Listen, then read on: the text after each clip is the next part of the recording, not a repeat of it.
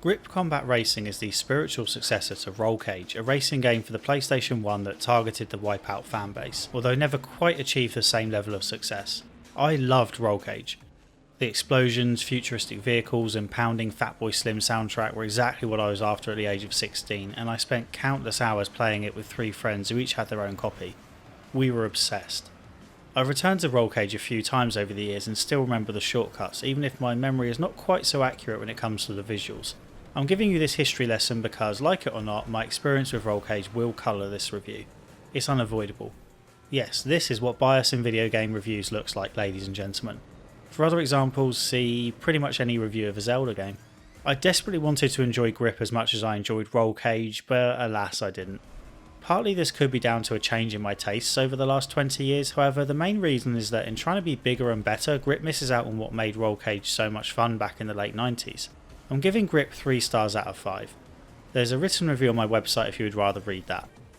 I should also note that I received a free review copy from the publisher. Grip's core mechanic is its 2-sided vehicles which come with a heavy dose of downforce. You can drive up walls and even on the ceiling. If you fall off you can carry on racing regardless of which way up you land. This simple but effective gimmick lets you drive 360 degrees around tunnels and pull off cool transitions such as switching between the ground and the ceiling after using ramps. Speed boosts are dotted around the course, although they don't do a lot. You can pick up more powerful boosts from the item drops which also spawn weapons such as homing missiles and guns, defensive items like shields, and even specific throwbacks to Rollcage like the ability to slow down time and zoom past your opponents. Grip's campaign offers plenty of variety, mainly consisting of 2 regular race types and 2 battle modes. The races are standard first across the finish line affairs, with one being limited to speed boosts as the only power up while the other includes weapons. Both race types suffer from an infuriating amount of rubber banding. On the lower difficulty levels the rubber banding works generously both ways, with cars always able to catch up with you but practically pulling over and letting you pass once they've taken the lead. It looks comical. Most races end up coming down to the last lap, so for better or worse your performance in the first 2 or 3 laps doesn't count for much. On the higher difficulties the rubber banding is still generous for your opponents but less helpful for you. I tested it a few times and found that no matter how many boosts I got and how perfectly I drove, I couldn't catch up with racers who had pulled into a lead, whereas they could easily catch up to me. I would be in first place boosting down a straight as fast as I could go, and yet somehow the distance between us would close rapidly. This is especially noticeable in the one-on-one duels against your rival that end each tournament. You have to race pretty much perfectly for around 5 minutes, whereas your opponent can make plenty of mistakes without punishment. The battle competitions were more fun than I expected, however they desperately need some balancing. Your goal is to rack up as many points as possible by damaging your opponents in either a standard set of laps or in a battle arena. The lap-based mode is a lot of fun with a couple of huge drawbacks. Seeing the damage numbers pop off cars as you shoot them is excellent, but the obvious problem with this is that you need to be behind the cars to do damage. The best way to win is therefore to let other racers pass you and then shoot them. There is a points reward based on your finishing position, but it doesn't seem to be that important to the overall standings. The arena mode is almost embarrassingly easy. You get loads of points for destroying the barrels that litter the arena, however no one has told the AI bots this information. I won the battle arenas comfortably just by driving around shooting barrels with damage done to vehicles little more than a bonus. Both battle modes could stand to be a little more generous when it comes to awarding points. You get a few points here and there for doing big jumps, but it would be great to get rewarded for tricks and flips as well. It leads towards situations where, for example, driving straight off the track gets you points for airtime, but flipping off a ramp and landing perfectly on a wall doesn't get you anything. All of the race types have issues, be it rubber banding or just inappropriate point distribution. However, the campaign switches things up constantly, so it's hard to ever get that annoyed or bored with any one mode. As a result, the campaign flows perfectly and nails that just one more race vibe. You're always getting XP even if you lose, and driver levels advance relatively quickly.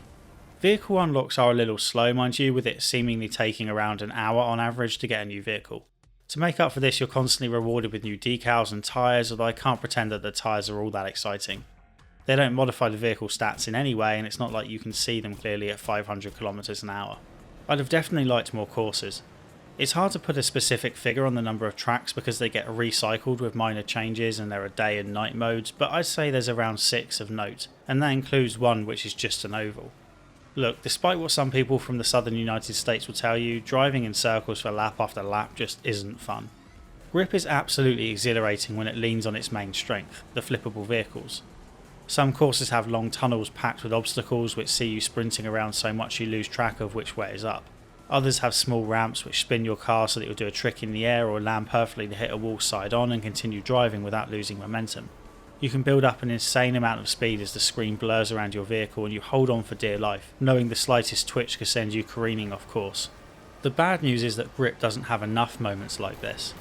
It's frustrating because the areas Grip fails in are the same ones that Rollcage mastered all those years ago. To be clear, Grip does not have to be another Rollcage. Developer Caged Element is free to iterate and improve on a game that is nearly 20 years old at this point. In fact, this should be encouraged. However, the changes here weren't for the better. Grip's two major problems are the open nature of the tracks and the use of shortcuts or lack thereof. Rollcage's tracks were more like those of a typical kart racer such as Crash Team Racing or Mario Kart. You veer onto the grass a bit, but you weren't likely to go flying off a cliff all that often. There were typically force fields at the edges to keep you in bounds. This was an excellent fit for Rollcage and its vehicles because bouncing back onto the course would nearly always let you continue racing. Grip doesn't do this. Tracks have huge open areas and it's easy to get knocked slightly off course and end up flying into the mountains. The developer must have known this was an issue because it implemented a quick reset button, however I have to wonder whether invisible walls at the boundary wouldn't have been a better idea. Open areas also fail to take advantage of the whole being able to drive on walls thing, which is largely the point of the game. In Rollcage, shortcuts were risk-reward affairs. You'd usually have to do something tricky like go off the track for a bit or make it through a narrow opening. The reward for pulling this off would be gaining time over your opponent.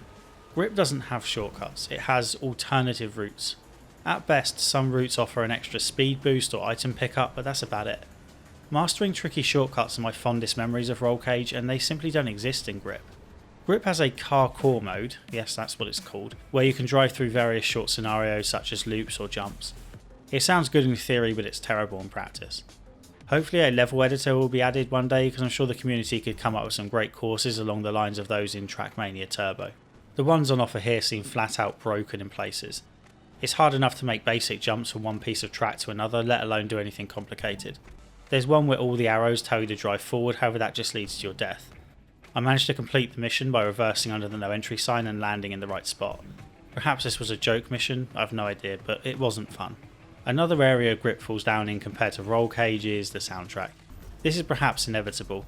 With a smaller budget, the developer was never going to recreate the brilliance of Rollcage's Fatboy Slim inspired soundtrack. Grip's music is functionally the same kind of thing, just without the magic.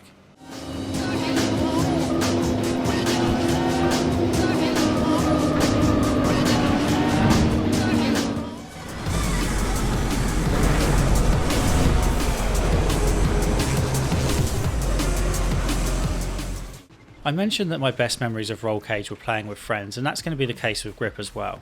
Multiplayer makes up for a lot of Grip's problems. There's no need to worry about rubber banding with human opponents, although it is still an option for any bots that make up the numbers. And from my experience, real players seem to be picking the tracks of narrow courses that work to Grip's strengths. Credit to Caged Element for also including 4-player split screen as well, at least on PC and I believe PS4 and Xbox One, with the Switch limited to 2-player split screen. Speaking of the Switch, if you're considering picking that version up, I recommend you check out some gameplay footage first because it looks rough, and like a different game in places.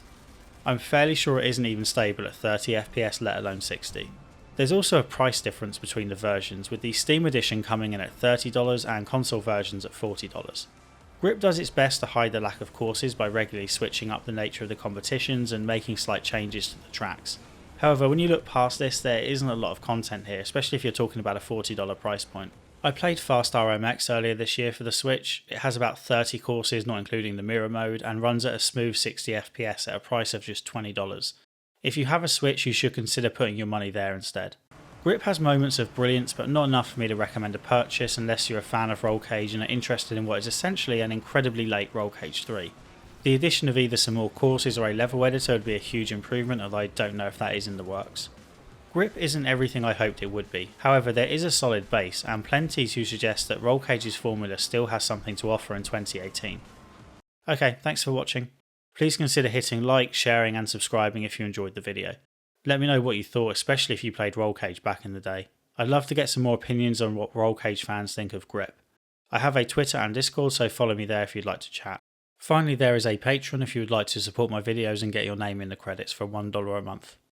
The Mass Effect 2 video is coming later this month alongside a review of The Messenger and maybe Hitman 2. Alright, until next time, cheers.